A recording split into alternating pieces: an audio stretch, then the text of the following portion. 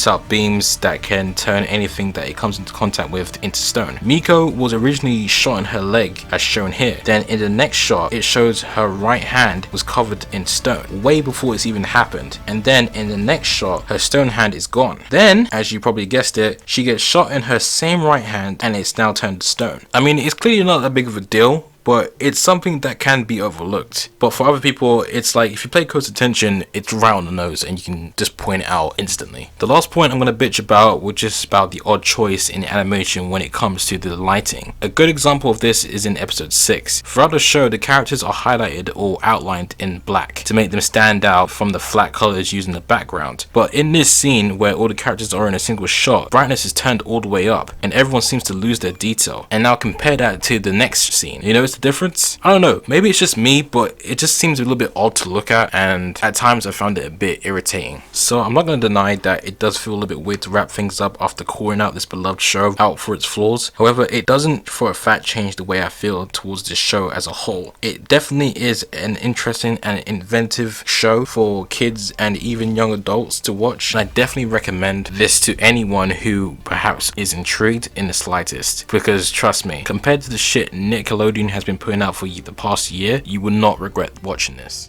Hey guys, thanks so much for watching the video. It really means a lot. Would have gotten this video out months ago, but because of what's going on in the world and because of new ideas coming to my mind, it's been sidelined. But hopefully this intrigues you guys into watching the show because it's really good, and I suggest you go watch it. Anyways, thank you so much and I will see you next time.